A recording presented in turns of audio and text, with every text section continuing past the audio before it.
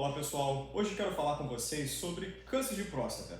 Em específico, o que são cânceres, por que eles acontecem e como é que a gente faz para prevenir o câncer de próstata em específico. Bem, o câncer de próstata é uma doença do grupo das neoplasias. O que isso quer dizer? Quer dizer, neoplasia significa formação de um tecido novo, tá? E esse tecido novo formado, ele pode simplesmente ter um aumento de tamanho, uma hipertrofia, a formação a mais de células que têm a mesma função, porém ele fica com o tecido aumentado por conta disso, ou então ele pode ter alterações de função. Quando esse tecido ele tem alterações de função, ele começa a fazer uma função que é diferente da qual ele foi feito para fazer, esse tecido vai começar a causar problemas no seu entorno, tá? Basicamente, de forma muito superficial, a gente diferencia as neoplasias entre benignas e malignas de acordo com essa ideia. As neoplasias benignas, normalmente, é um tecido que mantém a mesma função, porém ele vai aumentando de tamanho de uma forma incomum, de uma forma que ele não deveria fazer idealmente. Já as neoplasias malignas, essas células novas que vão sendo formadas ali naquele local, uma quantidade grande, elas vão tendo alterações de função. E muitas vezes elas acabam virando outro tipo de tecido, tá? Essas neoplasias malignas, elas fazem invasão de outros tecidos e começam a causar destruição e roubo de recursos de outras células ao seu entorno, e isso vai gerar um monte de problemas, tá? E o que a gente orienta, o que a gente classifica como as neoplasias de próstata, tá? A próstata, gente, é um órgão que ele aumenta, ele tem ali um estímulo de acordo com a testosterona, ou seja, o homem ao longo da vida, ele produz testosterona, a testosterona circula na corrente sanguínea dele e chega até a próstata. A próstata recebe essa testosterona e a testosterona ela tem um certo estímulo para fazer a próstata crescer. Então todos os homens, se eles viverem o suficiente, eles vão ter um certo aumento da próstata. É esperado que esse aumento ocorra.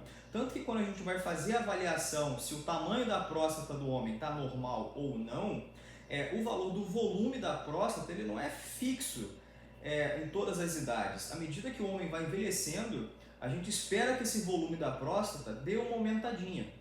Só o que acontece? Alguns homens, eles acabam tendo um estímulo muito exacerbado à testosterona na próstata e por algum motivo as células prostáticas elas acabam aumentando muito mais de tamanho do que elas deveriam aumentar. Essa condição, se não tem uma alteração ali específica de função da próstata, a gente chama de neoplasia benigna da próstata. É um aumento da próstata, um aumento difuso da próstata, sem alteração da função das células prostáticas e sem invasão de tecidos no seu entorno.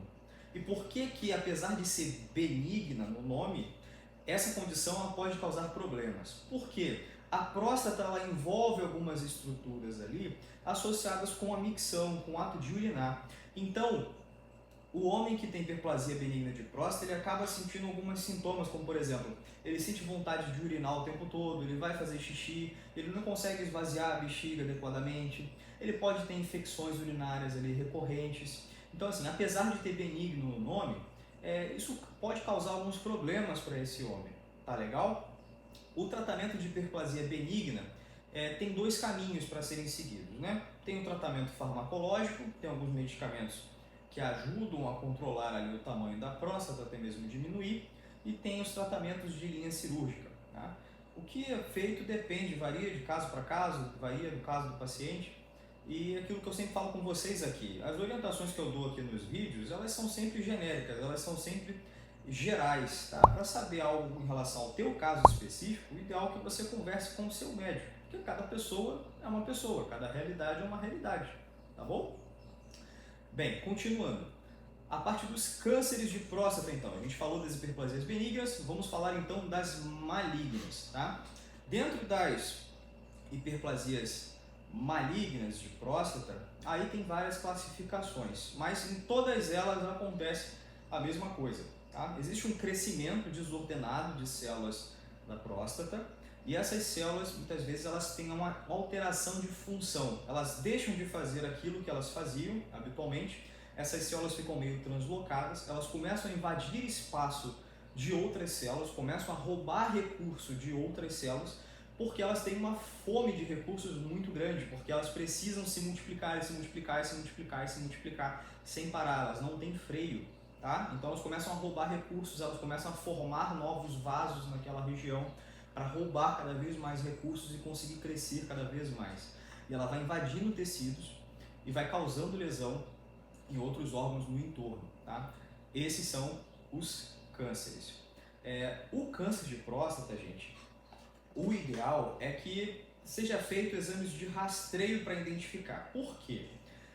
Nem sempre uma pessoa com câncer ela vai apresentar num primeiro momento sintomas, ela não vai sentir absolutamente nada. E muitas vezes quando ela já sente alguma coisa é porque o problema já está mais avançado. É por isso que tem várias sociedades médicas que indicam programas de rastreio a partir de determinadas idades. Aqui no Brasil, o Ministério da Saúde costuma recomendar por volta de 50 anos de idade iniciar a fazer o rastreio, a não ser que a pessoa tenha alguma história familiar, alguma coisa assim. O que eu faço particularmente? Eu vejo qual a situação da pessoa, vejo a história familiar dela, vejo também a situação da preocupação dela. Às vezes a pessoa está fazendo até um transtorno ansioso, porque por vários motivos, às vezes por questões de familiares próximos ou por ter presenciado esse tipo de doença, numa situação mais grave, a pessoa acaba ficando muito ansiosa de ter algum problema assim. Então, muitas vezes acaba fazendo uma investigação mais cedo, até mesmo para aliviar essa preocupação que o paciente às vezes chega para a gente, tá? Mas o que o Ministério da Saúde aqui recomenda é a partir dos 50 anos de idade, seria o programa padrão de rastreio. E como é que esse rastreio é feito? Ele pode ser feito por meio do exame de toque, pode ser feito via ultrassonografia, tanto via abdominal quanto via transretal, e ele pode ser feito também por meio de um exame de sangue chamado PSA. Qual que é o melhor, qual que é o mais correto? Tem uma discussão desgraçada no meio médico com relação a isso, tá? Qual que seria o método de rastreio melhor? Antigamente se falava muito do exame de toque, que o exame de toque era preferencial, aí depois fizeram uma revisão disso, dizendo que talvez o PSA fosse melhor. Qual que é a opinião de cada grupo aí, né? Por que eles sustentam essa opinião? Eles sustentam a opinião do exame de toque porque, como falei, muitas vezes o paciente que tem câncer de próstata ele não vai ter sintoma nenhum, mas a gente consegue perceber por meio do exame de toque algumas alterações no formato da próstata, tá? Que o paciente oncológico, o paciente com câncer de próstata, ele muitas vezes apresenta, tá? A próstata é para ser um órgão liso, ele não deve ter muitas lobulações. Se o médico faz o exame de toque e percebe uma próstata toda irregular, toda cheia de lobulações, isso já acende um alerta para ele. E por que eles falam que o exame de próstata também, o exame de toque, é melhor? Porque foi visto que em algumas situações, em alguns tipos de câncer de próstata, o sujeito ele tinha alteração do exame ao toque, porém quando é feito o PSA vinha normal. Então, assim, não são todos os tipos de cânceres que isso acontece, porém tem alguns tipos de câncer que o PSA ele pode vir completamente normal, mas o exame de toque está todo irregular, é feita uma biópsia, depois se confirma o diagnóstico e de fato a pessoa estava com câncer de próstata. Tá? Bem, esse é o pessoal que defende o exame de toque. Já o pessoal que defende o exame de PSA, eles falam o seguinte: o PSA seria um exame muito menos invasivo, ele altera na maioria dos tipos de câncer de próstata, e daí, promovendo o PSA como um programa de rastreio, a gente acabaria tendo uma melhor adesão, né, de homens, uma faixa etária propícia, fazendo esse exame e, por consequência, né, identificando o problema e tratando o problema. Apesar de não pegar esses tipos mais específicos de câncer de próstata, a pessoa estaria se cobrindo ali pela maioria dos cânceres de próstata que causam aumento do PSA. E daí, por esse aumento de adesão, a gente teria uma melhora dos serviços de saúde nesse sentido. Tá? E, gente, a ultrassonografia, ele é outro método que avalia também o formato da próstata, assim como o toque retal. É um exame bom, é um exame de imagem, é um exame bom para ser feito esse tipo de rastreio. Porém, assim como o exame de toque também, ele é examinador dependente. Ou seja, o colega que vai fazer ali o exame, ele tem que ter boa prática em fazer o exame, e o paciente que está fazendo o exame, ele também precisa ter um bom preparo, tá? O exame de toque retal, ele já não tem tanto esse problema da questão do preparo, de depender tanto do paciente. Já a ultrassonografia, é preciso que, antes de se fazer o exame, o paciente ele passe por um preparo para o médico conseguir avaliar adequadamente ali a estrutura. Por exemplo, quando o exame de ultrassonografia é feito por via abdominal e o paciente ele não faz ali uma dieta adequada ou ele tem muito problema com gases, às vezes é difícil avaliar os órgãos abdominais ou pélvicos adequadamente, porque fica cheio de alça de intestino, cheio de gás ali na frente. E para o exame de ultrassonografia, o gás é terrível, a gente não consegue enxergar nada que está abaixo do gás, é muito difícil. Então tem esse problema da ultrassonografia, tá? Ele depende do preparo do paciente, depende da mão do médico, tá legal? Mas existem esses 3 métodos aí. O que eu faço?